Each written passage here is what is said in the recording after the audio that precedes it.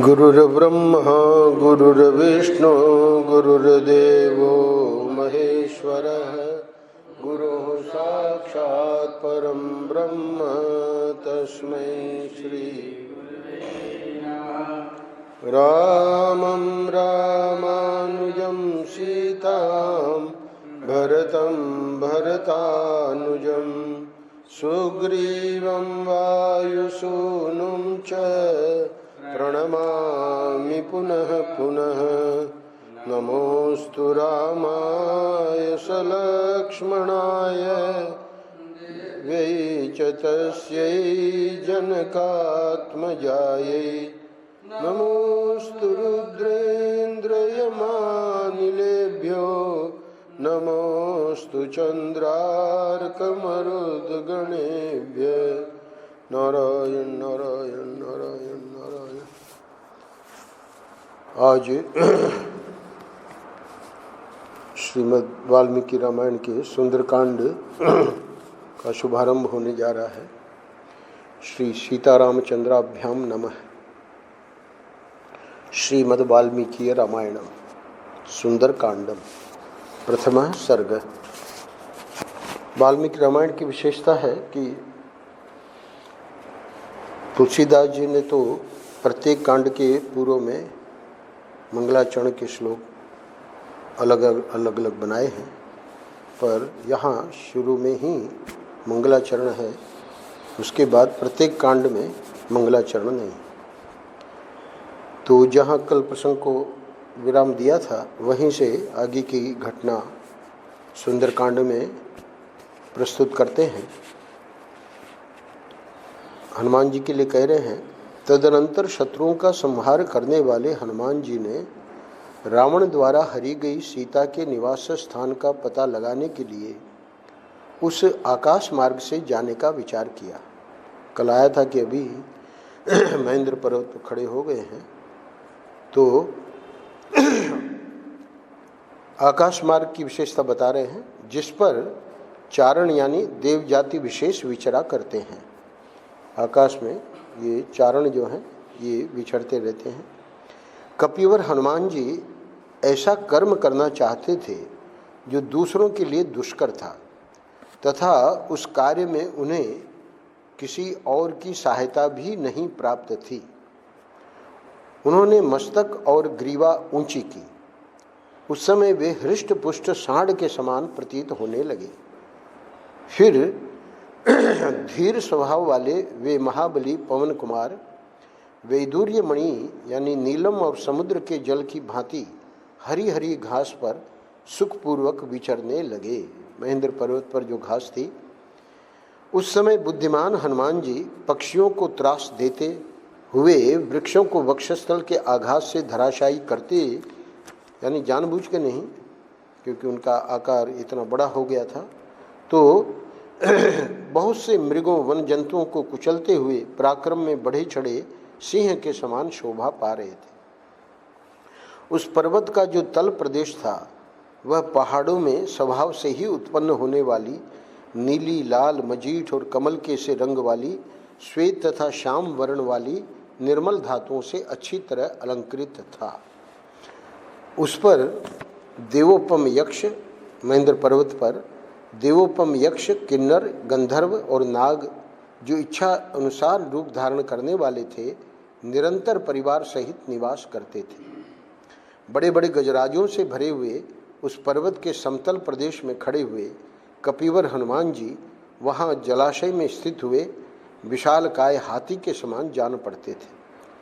उन्होंने सूर्य, इंद्र, पवन, ब्रह्मा और भूतों, देव योनि विशेषों को भी हाथ जोड़कर उस पार जाने का विचार किया। फिर पूर्वाभिमुख होकर अपने पिता पवन देव को प्रणाम किया। तत्पश्चात कार्यकुशल हनुमान जी दक्षिण दिशा में जाने के लिए अपने शरीर को बढ़ाने लगे। बड़े बड़े वानरों ने देखा जैसे पूर्णिमा के दिन समुद्र में ज्वार आने लगता है, उसी प्रकार समुद्र लंघन के लिए दृढ़ निश्चय करने वाले हनुमान जी श्री राम की कार्य सिद्धि के लिए बढ़ने लगे। समुद्र को लांघने की इच्छा से उन्होंने अपने शरीर को बेहद बढ़ा लिया और अपनी दोनों भुजाओं तथा चरणों से उस पर्वत को दबाया। कपि और हनुमान जी के द्वारा दबाए जाने पर तुरंत ही वह पर्वत कांप उठा और 2 घड़ी तक डगमगाता रहा। उसके ऊपर जो वृक्ष उगे थे उनकी डालियों के अग्रभाग फूलों से लदे हुए थे, किंतु उस पर्वत के हिलने से उनके वे सारे फूल झड़ गए।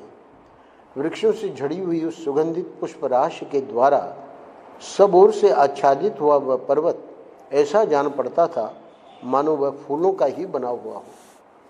महापराक्रमी हनुमान जी के द्वारा दबाया जाता हुआ महेंद्र पर्वत जल के स्रोत बहाने लगा, मानो कोई मदमत्त गजराज अपने कुंभ स्थल से मद की धारा बहा रहा हो। बलवान पवन कुमार के भार से दबा हुआ महेंद्र गिरी सुनहरे रूपहले और काले रंग के जल स्रोत प्रवाहित करने लगा। इतना ही नहीं, जैसे मध्यम ज्वाला से युक्त अग्नि लगातार धुआं छोड़ रही हो, उसी प्रकार वह पर्वत मैनसिल सहित बड़ी बड़ी शिलाएं गिराने लगा।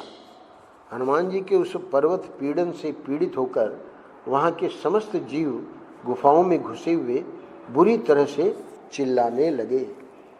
इस प्रकार पर्वत को दबाने के कारण उत्पन्न हुआ वह जीव जंतुओं का महान कोलाहल पृथ्वी, उपवन और संपूर्ण दिशाओं में भर गया।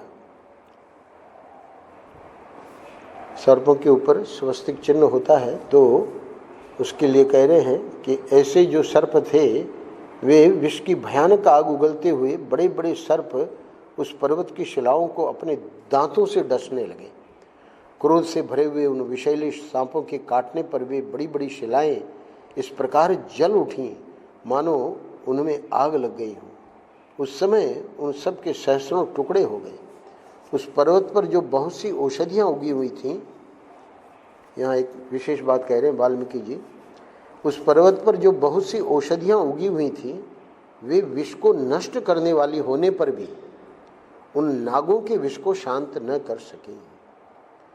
उस समय वहाँ रहने वाले तपस्वी और विद्याधरों ने, अगले श्लोक में बता रहे, उन्होंने क्या किया? उन्होंने समझा कि इस पर्वत को भूत लोग तोड़ रहे हैं। अभी उन्होंने देखा नहीं हनुमान जी को, तो ऐसे ही लगा जहाँ जहाँ थे कि लगता है भूत लोग इसे तोड़ रहे हैं। तो ये जो तपस्वी और विद्याधर थे वे भयभीत होकर अपनी स्त्रियों के साथ वहाँ से ऊपर उठकर अंतरिक्ष में चले गए। मधुपान के स्थान में रखे हुए स्वर्णमय आसव पात्र, बहुमूल्य बर्तन, सोने के कलश, भांति भांति के भक्ष्य पदार्थ, चटनी, नाना प्रकार के फलों के गूदे, बैलों की खाल की बनी हुई ढालें और स्वर्ण जटित मूठ वाली तलवारें छोड़कर कंठ में माला धारण किए, लाल रंग के फूल और अनुलेपन यानी चंदन लगाए, प्रफुल्ल कमल के सदृश सुंदर एवं लाल नेत्र वाले वे मतवाले विद्याधर गण भयभीत से होकर आकाश में चले गए। उनकी स्त्रियां गले में हार, पैरों में नूपुर, भुजाओं में बाजूबंद, कलाइयों में कंगन धारण किए आकाश में अपने पतियों के साथ मंद मंद मुस्कुराती हुई चकित सी खड़ी हो गई कि हो क्या रहा है। विद्याधर और महर्षि अपनी महाविद्या यानी आकाश में निराधार खड़े होने की शक्ति का परिचय देते हुए अंतरिक्ष में एक साथ खड़े हो गए और उस पर्वत की ओर देखने लगे। उन्होंने उस समय निर्मल आकाश में खड़े हुए पवित्र अंतःकरण वाले महर्षियों, चारणों और सिद्धों की ये बातें सुनी। अब बातें सुनकर ही पता लगेगा कि क्या हो रहा है। तो क्या बातें कर रहे थे वो लोग? आहा, ये पर्वत के समान विशालकाय महान वेगशाली पवनपुत्र हनुमान जी वरुणालय समुद्र को पार करना चाहते हैं। श्री रामचंद्र जी और वानरों के कार्य की सिद्धि के लिए दुष्कर कर्म करने की इच्छा रखने वाले ये पवन कुमार समुद्र के दूसरे तट पर पहुंचना चाहते हैं, जहां जाना अत्यंत कठिन है। अंतर्यामी होते थे तो पता उनको लग गया, तो वो जो बातें कर रहे थे उससे फिर विद्याधरों को पता लगा।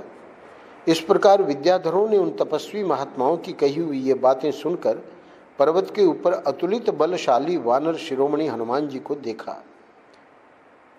उस समय हनुमान जी अग्नि के समान जान पड़ते थे। अब आगे की घटना बता रहे हैं वाल्मीकि जी। उन्होंने अपने शरीर को हिलाया, रोमे झाड़े तथा महान मेघ के समान बड़े जोर जोर से गर्जना की।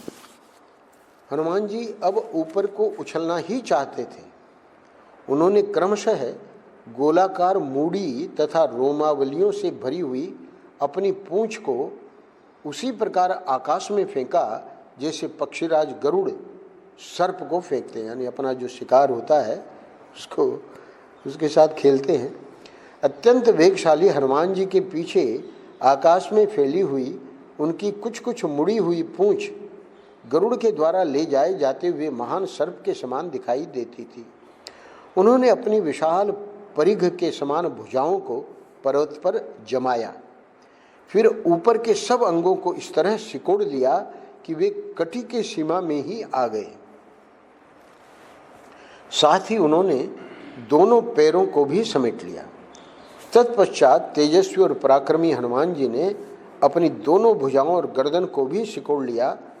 इस समय उनमें तेज, बल और पराक्रम सभी का आवेश हुआ। उन्होंने अपने लंबे मार्ग पर दृष्टि दौड़ाने के लिए नेत्रों को ऊपर उठाया और आकाश की ओर देखते हुए प्राणों को हृदय में रोका। इस प्रकार ऊपर को छलांग मारने की तैयारी करते हुए कपिश्रेष्ठ महाबली हनुमान ने अपने पैरों को अच्छी तरह जमाया और कानों को सिकोड़कर उन वानर शिरोमणि ने अन्य वानरों से इस प्रकार कहा। अब क्या कहते हैं उड़ने के पहले, जैसे श्री रामचंद्र जी का छोड़ा हुआ बाण वायु वेग से चलता है, उसी प्रकार मैं रावण द्वारा पालित लंकापुरी में जाऊंगा। गोस्वामी जी ने भी यही उपमा दी है, कैसे चले जैसे भगवान राम का बाण जाता है। यदि लंका में जनक नंदिनी सीता को नहीं देखूंगा तो इसी वेग से मैं स्वर्गलोक में चला जाऊंगा। इस प्रकार परिश्रम करने पर यदि मुझे स्वर्ग में भी सीता का दर्शन नहीं हुआ तो राक्षस राज रावण को बांध कर लाऊंगा। सर्वथा कृतकृत्य होकर मैं सीता के साथ लौटूंगा अथवा रावण सहित लंकापुरी को ही उखाड़ कर लाऊंगा। ऐसा कहकर वेगशाली वानर प्रवर श्री हनुमान जी ने विघ्न बाधाओं का कोई विचार न करके बड़े वेग से ऊपर की ओर छलांग मारी। उस समय उन वानर शिरोमणि ने अपने को साक्षात गरुड़ के समान ही समझा। जिस समय वे कूदे उस समय उनके वेग से आकृष्ट हो पर्वत पर उगे हुए सब वृक्ष उखड़ गए और अपनी सारी डालियों को समेटकर उनके साथ ही सब ओर से वेगपूर्वक उड़ चले। जैसे जैसे हनुमान जी जा रहे हैं तो वृक्ष वगैरह सब उसके पीछे वेग के कारण हवा के, वे हनुमान जी मतवाले कोयष्टि आदि पक्षियों से युक्त बहुसंख्यक पुष्प शोभित वृक्षों को अपने महान वेग से ऊपर की ओर खींचते हुए निर्मल आकाश में अग्रसर होने लगे।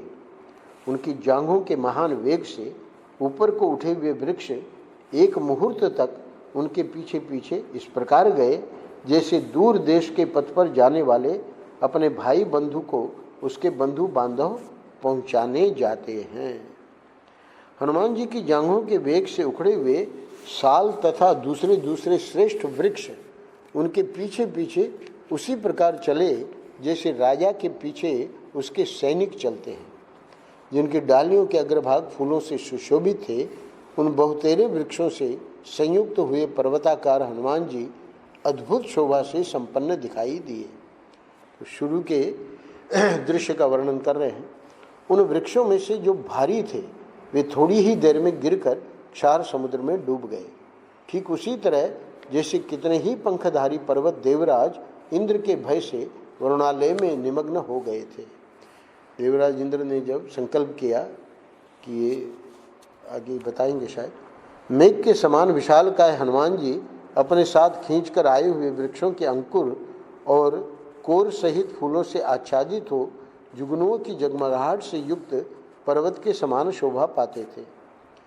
वे वृक्ष जब हनुमान जी के वेग से मुक्त हो जाते, उनके आकर्षण से छूट जाते, तब अपने फूल बरसाते हुए इस प्रकार समुद्र के जल में डूब जाते थे जैसे सुहृद वर्ग के लोग प्रदेश जाने वाले अपने किसी बंधु को दूर तक पहुंचाकर लौट आते हैं। तो वहाँ शास्त्रों में वर्णन आया है कि पर्वतों के पंख होते थे और वे जहाँ जाना चाहते थे उड़ के चले जाते थे, तो इससे काफ़ी कुछ नुकसान होता था। फिर देवराज इंद्र ने ऐसा संकल्प किया कि ये सब पंख काट दिए जाए। तो जब वो पंख काटने लगे तो उसी की उपमा दी है कि जैसे कितने ही पंखधारी पर्वत देवराज इंद्र के भय से वरुणालय में निमग्न हो गए थे, तो वैसे ही वो बड़े बड़े वृक्ष जो है वो नीचे क्षार समुद्र में गिर गए। हनुमान जी के शरीर से उठी हुई वायु से प्रेरित हो वृक्षों की भांति भांति पुष्प अत्यंत हल्के होने के कारण जब समुद्र में गिरते थे तब डूबते नहीं थे, स्वाभाविक है, इसलिए उनकी विचित्र शोभा होती थी। उन फूलों के कारण वह महासागर तारों से भरे हुए आकाश के समान सुशोभित होता था। अनेक रंग की सुगंधित पुष्प राशि से उपलक्षित वानर वीर हनुमान जी बिजली से सुशोभित होकर उठते हुए मेघ के समान जान पड़ते थे। उनके वेग से झड़े हुए फूलों के कारण समुद्र का जल उगे हुए रमणीय तारों से खचित आकाश के समान दिखाई देता था। तो आकाश में तो सब नक्षत्र और तारे होते ही हैं, पर यहाँ समुद्र लग रहा है मानो कि आकाश जैसे ही।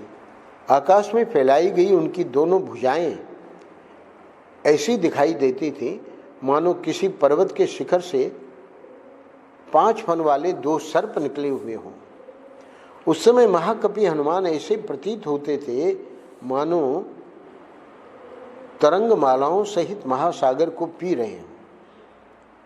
वे ऐसे दिखाई देते थे मानो आकाश को भी पी जाना चाहते हों। वायु के मार्ग का अनुसरण करने वाले हनुमान जी के बिजली किसी चमक पैदा करने वाले दोनों नेत्र ऐसे प्रकाशित हो रहे थे मानो पर्वत पर 2 स्थानों में लगे हुए दावानल दहक रहे हों। एक और उपमा देते हैं। पिंगल नेत्र वाले वानरों में श्रेष्ठ हनुमान जी की दोनों गोल बड़ी बड़ी और पीले रंग की आंखें चंद्रमा और सूर्य के समान प्रकाशित हो रही थी। लाल लाल नासिका के कारण उनका सारा मुंह लाली लिए हुए था, अतः वह संध्या काल से संयुक्त सूर्य मंडल के समान सुशोभित होता था। आकाश में तैरते हुए पवन पुत्र हनुमान की उठी हुई टेढ़ी पूंछ इंद्र की ऊंची ध्वजा के समान जान पड़ती थी। महाबुद्धिमान पवन पुत्र हनुमान जी की दाढ़ें सफ़ेद थीं और पूंछ गोलाकार मुड़ी हुई थी, इसलिए वे परिधि से घिरे हुए सूर्यमंडल के समान जान पड़ते थे। उनकी कमर के नीचे का भाग बहुत लाल था। इससे वे महाकपि हनुमान फटे हुए गेरू से युक्त विशाल पर्वत के समान शोभा पाते थे। ऊपर ऊपर से समुद्र को पार करते हुए वानर सिंह हनुमान की कांख से होकर निकली हुई वायु बादल के समान गरजती थी। जैसे ऊपर की दिशा से प्रकट हुई पुच्छ युक्त उल्का आकाश में जाती देखी जाती है, उसी प्रकार अपनी पूंछ के कारण कपिश्रेष्ठ हनुमान जी भी दिखाई देते थे। चलते हुए सूर्य के समान विशालकाय हनुमान जी अपनी पूंछ के कारण ऐसी शोभा पा रहे थे मानो कोई बड़ा गजराज अपनी कमर में बंधी हुई रस्सी से सुशोभित हो रहा हो। हनुमान जी का शरीर समुद्र से ऊपर ऊपर चल रहा था और उनकी परछाई जल में डूबी हुई सी दिखाई देती थी। इस प्रकार शरीर और परछाई दोनों से उपलक्षित हुए वे कपिवर हनुमान समुद्र के जल में पड़ी हुई उस नौका के समान प्रतीत होते थे जिसका ऊपरी भाग यानी पाल वायु से परिपूर्ण हो और निम्न भाग समुद्र के जल से लगा हुआ हो। वे समुद्र के जिस जिस भाग में जाते थे वहाँ वहाँ उनके अंग के वेग से उत्ताल तरंगे उठने लगती थी, अतः वह भाग विक्षुब्ध सा दिखाई देता था। महान वेगशाली महाकपि हनुमान पर्वतों के समान ऊंची महासागर की तरंग मालाओं को अपनी छाती से चूर चूर करते हुए आगे बढ़ रहे थे। कपिश्रेष्ठ हनुमान के शरीर से उठी हुई तथा मेघों की घटा में व्याप्त हुई प्रबल वायु ने भीषण गर्जना करने वाले समुद्र में भारी हलचल मचा दी। वे कपि केसरी अपने प्रचंड वेग से समुद्र में बहुत सी ऊंची ऊंची तरंगों को आकर्षित करते हुए इस प्रकार उड़े जा रहे थे मानो पृथ्वी और आकाश दोनों को विक्षुब्ध कर रहे हैं। वे महान वेगशाली वानरवीर उस महासमुद्र में उठी हुई सुमेरु और मंदराचल के समान उत्ताल तरंगों की मानो गणना करते हुए आगे बढ़ रहे थे। उस समय उनके वेग से ऊंचे उठकर मेघमंडल के साथ आकाश में स्थित हुआ समुद्र का जल शरदकाल के फैले हुए मेघों के समान जान पड़ता था। अगले श्लोक में वाल्मीकि जी कह रहे हैं, जल हट जाने के कारण समुद्र के भीतर रहने वाले मगर, नाकें, मछलियां और कछुए साफ साफ दिखाई देते थे। जैसे वस्त्र खींच लेने पर देहधारियों के शरीर नंगे दिखने लगते हैं। समुद्र में विचरने वाले सर्प आकाश में जाते हुए कपिश्रेष्ठ हनुमान जी को देखकर उन्हें गरुड़ के ही समान समझने लगे, यानी सर्प भयभीत हो गए ये समझ के कि ये गरुड़ी हैं। कपि केसरी हनुमान जी की 10 योजन चौड़ी और 30 योजन लंबी छाया वेग के कारण अत्यंत रमणीय जान पड़ती थी। खारे पानी के समुद्र में पड़ी हुई पवनपुत्र हनुमान का अनुसरण करने वाली उनकी वह छाया श्वेत बादलों की पंक्ति के समान शोभा पाती थी। वे परम तेजस्वी महाकाय महाकपि हनुमान आलंबनहीन आकाश में पंखधारी पर्वत के समान जान पड़ते थे। तो पहले तो पंखधारी पर्वत होते ही थे, तो इनकी उपमा उन्हीं से देकर आगे बताते हैं। वे बलवान कपि श्रेष्ठ जिस मार्ग से वेग पूर्वक निकल जाते थे उस मार्ग से संयुक्त समुद्र सहसा कठोते या कड़हा के समान हो जाता था। क्यों? ब्रैकेट में दे रहे हैं उनके वेग से उठी हुई वायु के द्वारा वहाँ का जल हट जाने से वह स्थान कठोते आदि के समान गहरा सा दिखाई पड़ता था। पक्षी समूहों के उड़ने के मार्ग में पक्षीराज गरुड़ की भांति जाते हुए हनुमान वायु के समान मेघमालाओं को अपनी ओर खींच लेते थे। हनुमान जी के द्वारा खींचे जाते हुए वे श्वेत, अरुण, नील और मजीठ केसे रंग वाले बड़े बड़े मेघ वहाँ बड़ी शोभा पाते थे। वे बारंबार बादलों के समूह में घुस जाते हनुमान जी और बाहर निकल आते थे। इस तरह छिपते और प्रकाशित होते हुए चंद्रमा के समान दृष्टिगोचर होते थे। चंद्रमा को हम लोग देखते हैं बादलों में छिपता है फिर बाहर निकल आता है। तो उस समय तीव्र गति से आगे बढ़ते हुए वानर वीर हनुमान जी को देखकर देवता, गंधर्व और चारण उनके ऊपर फूलों की वर्षा करने लगे। अब यहाँ पर वर्णन आता है, ये जो देवता, गंधर्व, चारण थे वे श्री रामचंद्र जी का कार्य सिद्ध करने के लिए जा रहे थे। कौन? हनुमान जी।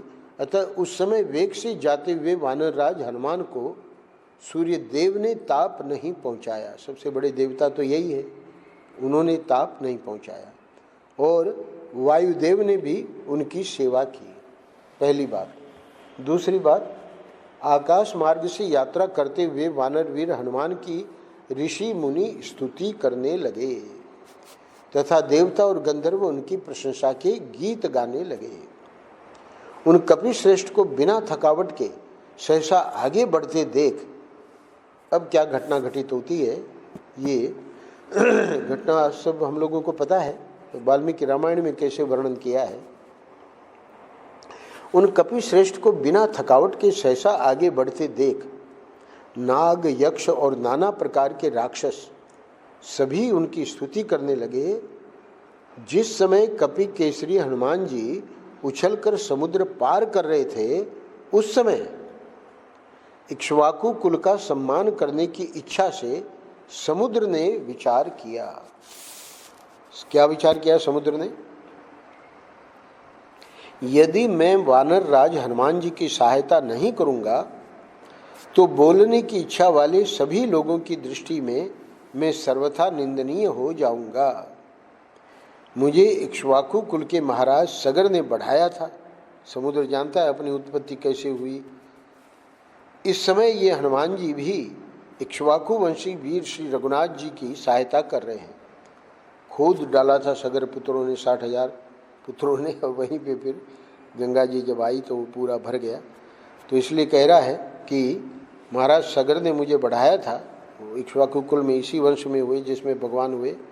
तो इस समय ये हनुमान जी भी इक्ष्वाकु वंशी वीर श्री रघुनाथ जी की सहायता कर रहे हैं, अतः इन्हें इस यात्रा में किसी प्रकार का कष्ट नहीं होना चाहिए। मुझे ऐसा कोई उपाय करना चाहिए जिससे वानरवीर यहाँ कुछ विश्राम कर लें। मेरे आश्रय में विश्राम कर लेने पर मेरे शेष भाग को ये सुगमता से पार कर लेंगे। यह शुभ विचार करके समुद्र ने अपने जल में छिपे हुए सुवर्णमय गिरिश्रेष्ठ मैनाक से कहा, हे शैल प्रवर, महामना देवराज इंद्र ने तुम्हें यहाँ पातालवासी असुर समूह के निकलने के मार्ग को रोकने के लिए परिग रूप से स्थापित किया है। अब उसकी भी कथा है, तो यहाँ तो नहीं दी है। तो मैनाक पर्वत को वहाँ इसीलिए स्थापित कर दिया कि पाताल के लोग पार न आने पाए। तो इन असुरों का पराक्रम सर्वत्र प्रसिद्ध है। वे फिर पाताल से ऊपर की ओर ऊपर को आना चाहते हैं, अतः उन्हें रोकने के लिए तुम अप्रमेय पाताल लोक के द्वार को बंद करके खड़े हो। यानी इस समय तुम्हारी जो स्थिति है वो मैं जान रहा हूँ, समुद्र कह रहा है, पर काम अब क्या करना है? हे शैल, ऊपर नीचे और अगल बगल में सब ओर बढ़ने की तुम में शक्ति है। हे गिरिश्रेष्ठ, इसीलिए मैं तुम्हें आज्ञा देता हूँ कि तुम ऊपर की ओर उठो। प्रार्थना नहीं कर रहे हैं, समुद्र आज्ञा दे रहे हैं। देखो, ये पराक्रमी कपि केसरी हनुमान तुम्हारे ऊपर होकर जा रहे हैं। ये बड़ा भयंकर कर्म करने वाले हैं। इस समय श्री राम का कार्य सिद्ध करने के लिए इन्होंने आकाश में छलांग मारी है। ये इक्ष्वाकु वंशी राम के सेवक हैं, अतः मुझे इनकी सहायता करनी चाहिए। तो समुद्र सहायता तो करना चाह रहा है, पर सहयोग किसका लेगा? मैनाक पर्वत का। इक्ष्वाकु वंश के लोग मेरे पूजनीय हैं और तुम्हारे लिए तो वे परम पूजनीय हैं, अतः तुम हमारी सहायता करो जिससे हमारे कर्तव्य कर्म का, हनुमान जी के सत्कार रूपी कार्य का अवसर बीत न जाए। यदि कर्तव्य का पालन नहीं किया जाए तो वह सत्पुरुषों के क्रोध को जगा देता है। इसलिए तुम पानी से ऊपर उठो, जिससे ये छलांग मारने वालों में श्रेष्ठ कपिवर हनुमान तुम्हारे ऊपर कुछ काल तक ठहरे, विश्राम करें। वे हमारे पूजनीय अतिथि हैं। देवताओं और गंधर्वों द्वारा सेवित तथा स्वर्ण में विशाल शिखर वाले हे मैनाक, तुम्हारे ऊपर विश्राम करने के पश्चात हनुमान जी शेष मार्ग को सुखपूर्वक तय कर लेंगे। ककुस्थवंशी श्री रामचंद्र जी की दयालुता, मिथिलेश कुमारी सीता का परदेश में रहने के लिए विवश होना तथा वानरराज हनुमान का परिश्रम देखकर तुम्हें अवश्य ऊपर उठना चाहिए। यह सुनकर बड़े बड़े वृक्षों और लताओं से आवृत सुवर्ण में मैनाक पर्वत तुरंत ही क्षार समुद्र के जल से ऊपर को उठ गया। जैसे उद्दीप्त किरणों वाले दिवाकर सूर्य मेघों के आवरण को भेद कर उदित होते हैं, उसी प्रकार उस समय महासागर के जल का भेदन करके वह पर्वत बहुत ऊंचा उठ गया। उपमा दे रहे हैं। समुद्र की आज्ञा पाकर जल में छिपे रहने वाले उस विशालकाय पर्वत ने 2 ही घड़ी में हनुमान जी को अपने शिखरों का दर्शन कराया। उस पर्वत के वे शिखर स्वर्णमय थे, उन पर किन्नर और बड़े बड़े नाग निवास करते थे। सूर्योदय के समान तेजपुंज से विभूषित वे शिखर इतने ऊंचे थे कि आकाश में रेखा सी खींच रहे थे। उस पर्वत के उठे हुए स्वर्ण में शिखरों के कारण शस्त्र के समान नील वर्ण वाला आकाश सुनहरी प्रभा से उद्भासित होने लगा। उन परम कांतिमान और तेजस्वी स्वर्ण में शिखरों से वह गिरिश्रेष्ठ मैनाक सैकड़ों सूर्यों के समान दैदीप्यमान हो रहा था। 4 समुद्र के बीच में अविलंब उठकर सामने खड़े हुए मैनाक को देखकर हनुमान जी ने मन ही मन निश्चित किया कि यह कोई विघ्न उपस्थित हुआ है। अतः वायु जैसे बादल को छिन्न भिन्न कर देती है, उसी प्रकार महान वेगशाली महाकपि हनुमान ने बहुत ऊंचे उठे हुए मैनाक पर्वत के उस उच्चतर शिखर को अपनी छाती के धक्के से नीचे गिरा दिया। इस प्रकार कपिवर हनुमान जी के द्वारा नीचा देखने पर उनके उस महान वेग का अनुभव करके पर्वत श्रेष्ठ मैनाक बड़ा प्रसन्न हुआ और गर्जना करने लगा। तब आकाश में स्थित हुए उस पर्वत ने आकाशगत वीर वानर हनुमान जी से प्रसन्न चित्त होकर कहा। वह मनुष्य रूप धारण करके, ध्यान से सुनिएगा, मैनाक पर्वत क्या करते हैं, मनुष्य रूप धारण करके अपने ही शिखर पर स्थित हो इस प्रकार बोला। जैसे यहाँ गिरिराज जी में भगवान ने लीला करी थी। वानर शिरोमणि कहता है हनुमान जी को, हे वानर शिरोमणि, आपने ये दुष्कर कर्म किया है, अब उतरकर मेरे इन शिखरों पर सुखपूर्वक विश्राम कर लीजिए, फिर आगे की यात्रा कीजिएगा। यानी उनको लगा कि ये विघ्न है, तो छाती से उसको एक शिखर को गिरा दिया। तब फिर मनुष्य रूप में कह रहा है, श्री रघुनाथ जी के पूर्वजों ने समुद्र की वृद्धि की थी, इस समय आप उनका हित करने में लगे हैं, अतः समुद्र आपका सत्कार करना चाहता है। किसी ने उपकार किया हो तो बदले में उसका भी उपकार किया जाए, यह सनातन धर्म है। इस दृष्टि से प्रत्युपकार करने की इच्छा वाला यह सागर आपसे सम्मान पाने के योग्य है। यानी आप समुद्र का सम्मान कीजिए। कैसे? यानी इसको जो मुझे आज्ञा मिली है, तो आप इसका सत्कार ग्रहण करें, इतने से ही इसका सम्मान हो जाएगा। यानी विश्राम थोड़ा कर ले मेरे ऊपर। आपके सत्कार के लिए समुद्र ने बड़े आदर से मुझे नियुक्त किया है और कहा है, इन कपिवर हनुमान ने 100 योजन दूर जाने के लिए आकाश में छलांग मारी है, अतः कुछ देर तक तुम्हारे शिखरों पर ये विश्राम कर लें, फिर शेष भाग का लंघन करेंगे। अतः हे कपिश्रेष्ठ, मैनाक पर्वत कह रहे हैं, आप कुछ देर तक मेरे ऊपर विश्राम कर लीजिए, फिर जाइएगा। इस स्थान पर ये बहुत से सुगंधित और सुस्वादु कंद मूल तथा फल हैं। अतिथि होने के कारण सिर्फ विश्राम ही नहीं, वो जो कंद मूल फल हैं, हे वानर शिरोमणि, इनका आस्वादन करके थोड़ी देर तक सुस्ता लीजिए, उसके बाद आगे की यात्रा कीजिएगा। हे कपिवर, आपके साथ हमारा भी कुछ संबंध है। आप महान गुणों का संग्रह करने वाले और तीनों लोकों में विख्यात हैं। हे कपिश्रेष्ठ, हे पवन नंदन, जो वेगशाली और छलांग मारने वाले वानर हैं, उन सब में मैं आपको ही श्रेष्ठतम मानता हूँ। धर्म की जिज्ञासा रखने वाले विज्ञ पुरुष के लिए एक साधारण अतिथि भी निश्चय ही पूजा के योग्य माना गया है। अतिथि देवो भव वेद में आया है। फिर आप जैसे असाधारण शौर्यशाली पुरुष कितने सम्मान के योग्य हैं, इस विषय में तो कहना ही क्या है। हे कपिश्रेष्ठ, आप देव शिरोमणि महात्मा वायु के पुत्र हैं और वेग में भी उन्हीं के समान हैं। आप धर्म के ज्ञाता हैं। आपकी पूजा होने पर वायुदेव का पूजन हो जाएगा, इसलिए आप अवश्य ही मेरे पूजनीय हैं। अब मैनाक पर्वत एक और भी कारण बता रहे हैं, तो इसको हम कल लेंगे। आज 121वें श्लोक पे विराम दे रहे हैं। ये प्रथम अध्याय 213 श्लोकों का है।